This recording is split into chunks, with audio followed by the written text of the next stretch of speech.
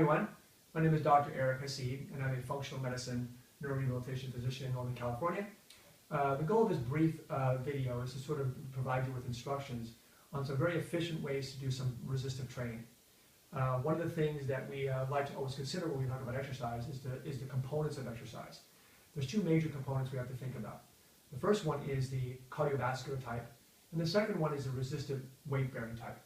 In the cardiovascular type, what we tend to recommend is more of an interval training, where you actually do a quick bursts of activities such as biking or running or elliptical that you might do for, let's say, 30 to 60 seconds, as quick as you can, reaching a pretty high heart rate, almost to your maximum heart rate.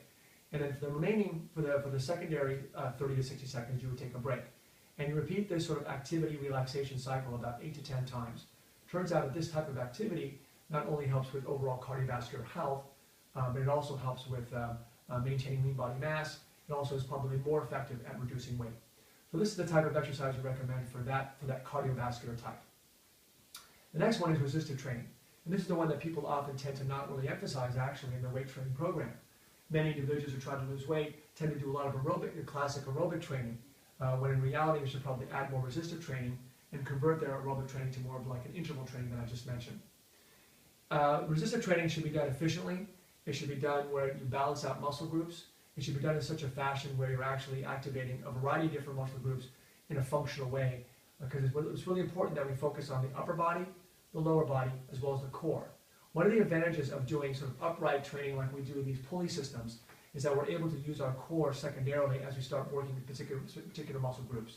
So what I will do is I will demonstrate very specific types of exercises that one can do probably and complete the activities in about 20 minutes. Typically we recommend 3 to 4 days a week of resistive training, 3 to 4 days of interval aerobic training. You could do them on different days or you can do them back to back. Typically if you do them back to back, you might do the resistive training first and then take a break for about 5 or 10 minutes and then follow it up with the aerobic interval training that I was mentioning before.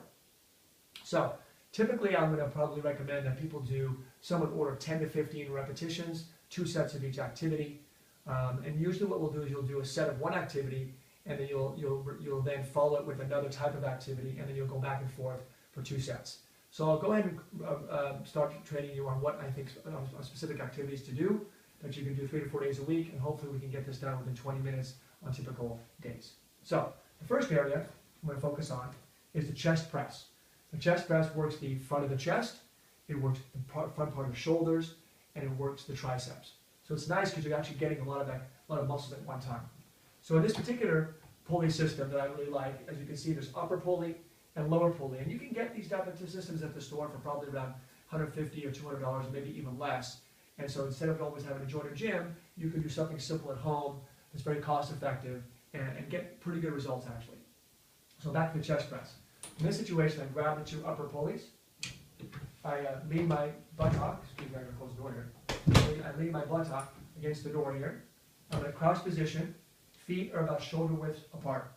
I flex my waist about 30 degrees, and I bring my hands in this position. And whenever I do my motions, I do them slow in both directions. The concentric direction, shortening, and the lengthening. So I'll do about 15 of these, and the key thing is that the last 3 should be pretty difficult to do. You should feel a bit of a burn. So like this, keep your body straight. Repeat it. Exhale on the out. Inhale. So you go. And again, you do it very slowly. Maintain a rigid posture. Maintain good form. And do it about 15 times. And you complete that activity. Now what we can do is we can reverse it. We can do an upright row. So we grab the upper pulleys again. We step back. Once again, shoulder widths apart. Crouch a little bit. And what you can see in this particular activity, because I'm doing this upright, as I pull, I'm going to be using a lot of my core. I'm going to be using my back, my extensors, some of my glutes, my quads to maintain. So you're getting a 2 for 1 in a sense. So in this case, you can do 2 different ways. One is you can just pull, together. But I think what might be even nicer is to go ahead and pull 1 at a time. So you do 1, 2, 1, 2, like this, back and forth. And again, you do it slowly in both directions. And keep your body really still. Activate that core. And do that about 15 times. And then what you now do is you go back to the chest press. and then you go back to the upper end of the row. So you'll do two of each of those.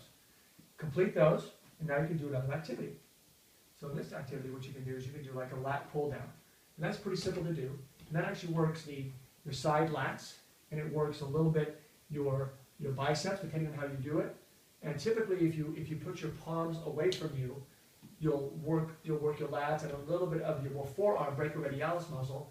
But if you then pull your palms towards you, facing towards you, you're actually also using the lats, but you're also using more biceps. So it's nice to do. We can do one of each. So for the lat pull, knee down like this. And really what you're doing is you can do two different ways. One is you can pull them down at the same time, or you can do reciprocally back and forth. I prefer doing this. And I'm going quite slowly in both directions. And again, you can see here my palms are facing away from me. I do that 15 times. Okay? And then the next set I would probably do is I would go to the lower pulleys here, and I would do an upright row. And this upright row here basically is going to work your trapezius and your shoulder muscles. So what you do, you've got lower pulleys. Again, you're like this, shoulder width apart. Again, you don't want to do too much joggling of your back. You want to keep it steady. And then you bring your hands up to your chin. So you bring it up this way, and then down, up, and then down, up, and then down, up, and then down, up, and then down. Again, don't forget to exhale on the way up, and breathe on the way down. That's about 15 of those. Then you go back to the lat pulls, but at this particular time, what you can do is, if you like, you can go ahead and put your palms facing towards you, so when you pull down, you get a little more biceps. So again, you go this way. Same idea. Okay? 15 of those. And of course, if the 15 are pretty easy, you got to increase the resistance. Idea is to make sure you always progress your resistance as you get better. Now, so we've done it, that's pretty much the upper body actually, pretty quick. Now let me do a little bit of lower body work if you'd like. So what we do is we go ahead and now do a squat. And this particular squat is quite interesting because it actually, when you do this sort of deadlift squat, what you're going to be doing is you're going to be activating your quads, your glutes, and your back.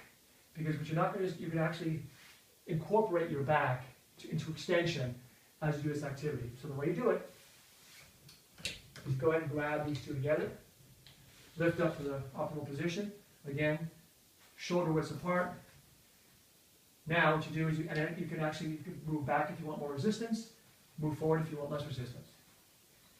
So when you go down, you keep your knees about 90 degrees. You go ahead and keep your feet, heels flat on the ground, and then you bend forward a little bit. So you go extend, down, extend the back a little bit. Keep the knees in. So you can see I'm extending my back, so I'm working my back. I'm going to 90 degrees, so I'm getting my glutes and my quads, and I'm keeping my heels on the ground. And I do about 15 or so of those, and as long as I make sure the last 3 are difficult. All right? And then you do that again, cycle twice in that situation there too. You do the quads, and then you can do the upright pose. Now what we can do is, let's say we want to work the inner and outer thighs. We can get a pulley system. Do like that. Hold that. Tucked away here. So this is a little bit of a foot ankle wrap. So in this situation, you go ahead and wrap this around your ankle.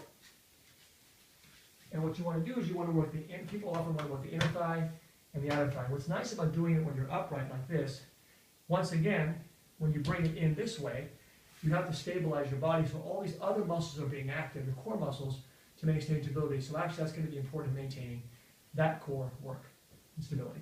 So the idea is you keep your foot pointed forward, you bring your left foot back a little bit, and then you do this typically 15 times. When you're done with that one, you can alternate by flipping around and getting the left foot back again, holding on, and then doing this, keeping your foot pointed forward, so you're not cheating. And the idea what this does is it works the lateral glute, called the glute medius, glute minimus muscle. And that's going to be really important to maintain balance. And then you can do it again on this right side. Then you take off the strap, left side, same thing, and you're finished. So total, it'll be a total of 8 repetitions in that. Another thing you can do for the hamstring is you can go ahead and put it back on, of course.